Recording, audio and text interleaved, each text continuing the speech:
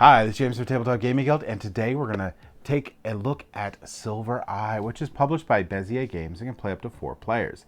In this game, your town is overrun by werewolves, and you're trying to expel them.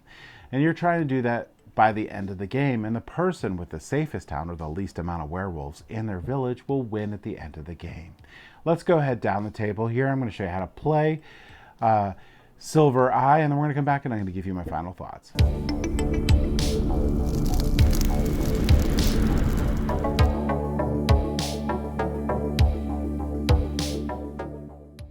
All right, so this is what you're going to get with Silver Eye. You're going to get this nice deck of cards. You're going to get a little instruction manual here that's going to go through and show you what all the different cards go. You're going to have 0 through 13, but this one has a special -1 card in there. First set that I know of that has it, you'll have an instruction manual, and you'll have these little reference guides that you're going to hand out to players. You'll have this really cool token and the deck of Silver Eye cards. Now, just as a reference before we start, or just a note, you can always mix and match from the other silver lines, and what you're going to do for that is you'll just simply take out all of whatever number you want to mix and match with and replace it with that number. So how do we play this game? Well, to set up is very simple. Each player is going to get one of these player guides, and then we're going to deal out 5 cards to each player. Now, let's say we're playing a 2-player game. Well, we still have to remove cards equal to 4 players. So since I'm playing for 2 instead of 4, I'm going to take 5 cards out of the game. So I'll just take those 5 cards and put them out, and no one gets to see what they are. Then I'm going to put the deck in the middle of the table and flip over the first card, and I'll put the eye token near the deck somewhere. Now each player gets to look at 2 of their cards. Yeah, I can't swap them or anything, so I'm going to see this as a 5 and 8, and I'll put them back. Now you're going to randomly pick whoever goes first, or whatever way you want to do it, and the game starts. Now the game's going to go over 4 rounds, which you'll track on this little sheet here, pad of sheets here you got with the game.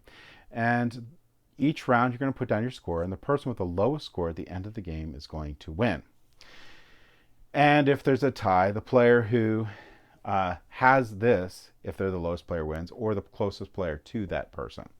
Now, what do we do on our turns? Well, you have 3 different actions you can take. You can draw from the top of the pile, you can draw from or you can take from the discard pile, or you can call for a vote. And the only time you can ever call for a vote is if you're down to 4 cards, and 4 or less. And I'll explain how that works in a second. So if we draw a card from the top of the pile here, we can do a couple different things. I can exchange it with one of my cards in the deck here, or, so let's say this player draws a card, I can play it for its ability if it has the right icon on it. So this one doesn't. This is going to be one. This icon here says when this card is, when face up at scoring, place this card on any card to make that card a negative value, which is really cool and helps you lower your points. But see this little symbol in here? This means that this has to be face up to fire its ability in your tableau. However, this card right here lets you discard. And if you discard this card here, so I drew this card. I didn't pull it from the discard pile. You can't do it that way. But I drew this card. I can discard this card here. And it doesn't let me discard. It lets the ability fire when you discard. And this says view 1 card from each village. So that's pretty powerful. So I could do that. So it's one of the 2 different things. So again, I can draw a card, swap it with one of the cards I have in here, or discard the card. And if it has an ability like this that says discard any card, that's pretty cool. I'll go ahead and discard any card. And now I'm down to 4 cards instead of 5. Now, this player here with their 5 cards, let's say that we know what they are. There's one things you can do with, well, that's not going to be a good example. Let's go ahead and cheat. So let's go ahead and find an 11. So we're going to put the 6 back. Okay. And we have the 2 11s here. So we're going to use that for example. So what you can do is you can exchange, instead of draw from the top of the deck, you can exchange with a card down here. Now, if I can exchange 1, that's fine. I'll just go ahead and exchange 1. But I can exchange more than 1. If I want to exchange more than 1, I'm going to push the ones I want to exchange forward, so everyone knows what I'm exchanging it with. Then I'm going to flip them over, and they have to match. If they match, the exchange is successful. I'll get to discard those, and I place that into my tableau. Well, let's say I knew that these 2 were 11, but I forgot for some reason. I pushed these 2 forward. they don't match. So now these will remain face up, and then I gain that card too. So now I have more cards, which is even worse. And that was a little off screen there, but now this player has 6 cards instead of 5. The last thing we can do, so we say we're in a different state of the game here, and this is where we're at with the game. So right now, this player has 3 face down cards, and this player has 2 face up cards and 1 face down. Since they have 4 or less cards, they can call for a vote. Now, if they call for a vote, that's their turn. They can't do anything else on their turn. Every other player gets 1 turn, and then we're going to go ahead and see what their scores are. Some cards with the face-up abilities might trigger, but you're going to go ahead and add up these values here. So in this case, this player has 18, 20, and this player here has 18. So this player had less. They called for the vote, so they win it and they get 0 points.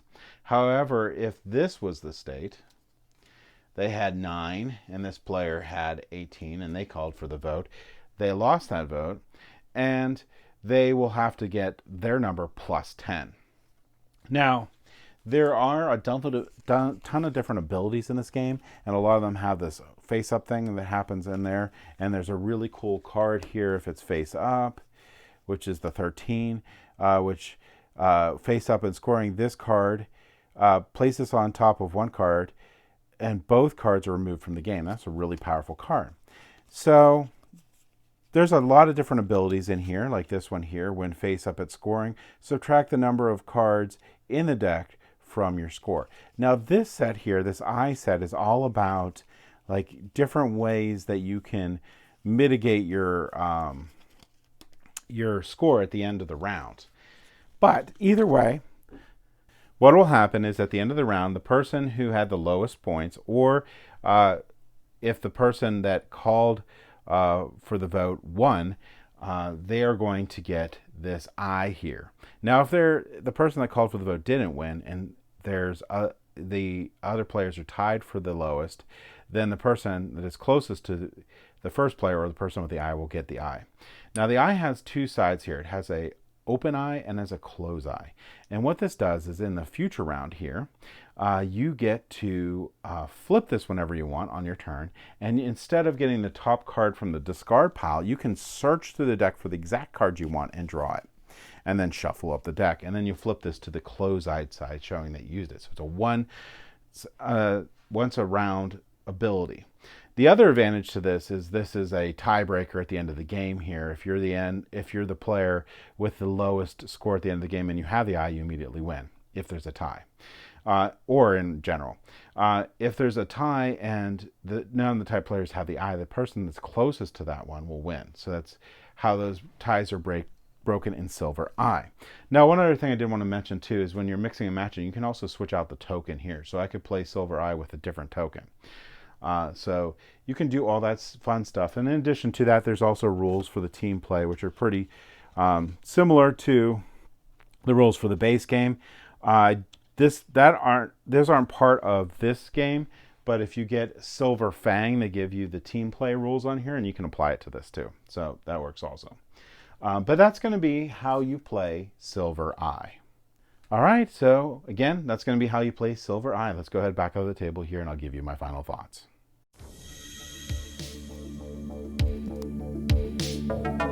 So that was Silver Eye. If you've played Silver before, this game is going to be right up your alley. You know how to play, and it's going to give you a different flavor of the game. If you've never played Silver before, this is the fine entry for the game. If you're looking for a light, fun game to play with family and friends, this is the game for you. This isn't going to be like a heavyweight game, so if you're looking for something with a lot more playtime to it and meat to it, this isn't it. This is just a fun, light game. And this game here, this one introduces that -1 that I showed you, and it has a really cool twist on being able to use that to lower your score at the end of the game and maybe trick people into thinking that they will have less than you. So there's a really cool little twist to this game. I like the theme of this game itself here, and that eye where you get to go in and get a card specifically once a round. That's really cool too. overall, really like this version of Silver. And again, if you have Silver and you like it, this is a no-brainer. Just pick it up. If you've never played Silver before, this is a fine entry point. And like I said, this is a game that you're going to be looking to be easy to teach, lots of fun, plays in a short period of time, and it makes it perfect for playing with family and friends. And that's my thoughts on Silver Eye. Thank you for watching.